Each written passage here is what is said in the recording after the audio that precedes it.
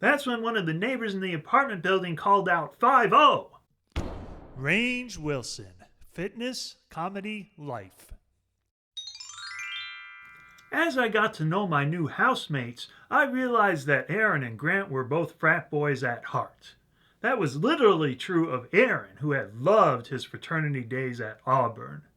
Slight of build but full of energy, Aaron had both the charm and the work ethic that were virtual requirements for success in Hollywood. He had started out as a trainee at a talent agency called The Firm and had already been promoted to assistant. As for Grant, he had graduated from film school and was hoping to become a cinematographer. He had started as a trainee at The Firm at the same time as Aaron, but with very different results. Big, loud, and boisterous, and with a work ethic that fell somewhat short of Aaron's, Grant had managed to get himself fired instead of promoted. Now he was taking whatever short-term assistant jobs he could find. Sasha, on the other hand, was not involved in the film business at all. She was supposedly taking courses at Santa Monica College, but mostly what she did was hang out with friends. When she had first moved into the condo, she had gone out on the town frequently with Aaron and Grant, from what they told me. Unfortunately, her romance with Ryan and friendship with Randy had caused them to freeze her out. As for myself, I could not see any reason to freeze out Sasha. I got along fine with her and Randy, and even got along okay with Ryan, despite my concerns about his violent tendencies. In fact, I spent one afternoon with Ryan in Malibu, scouting locations for a commercial he was filming. But his relationship with Sasha was volatile, to say the least. One night, Sasha and Randy invited me out for sushi. I inquired about Ryan's whereabouts, and Sasha told me they had gotten in a fight and had broken up. I wasn't too sure about that, but a sushi dinner sounded great to me, so I agreed to join them. We had a very nice dinner, and as we were finishing up, Randy told me he had a friend nearby who had a hot tub just steps away from Venice Beach. I told Randy he should give his friend a call.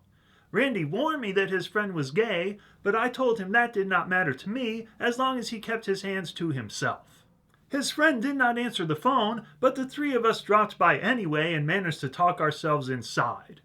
As responsible guests, we had an obligation to help our host finish a few bottles of $2 Chuck, the cheap but decent wine that Trader Joe's made famous. Sasha also gave Heather a call and told her to drop by. Heather said she would be right over, and we took that as our cue to head outside to the hot tub. I went in naked, because that's how I roll. Sasha stripped down to a t-shirt and thong panties. The other two guys stuck with bathing suits.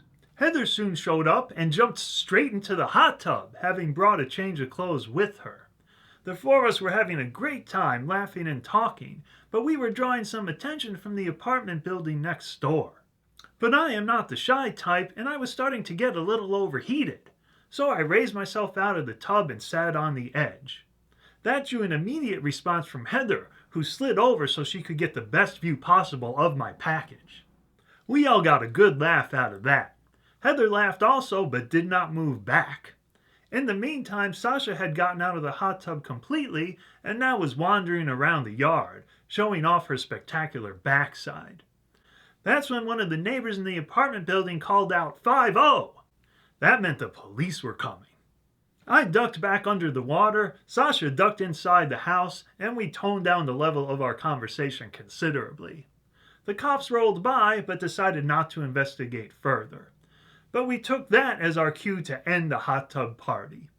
We all got dressed, and Sasha and I headed back to the beach condo.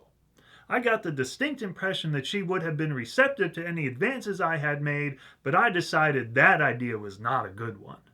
Instead, I just headed straight to my room. The next morning, I was not surprised to find Ryan inside the condo.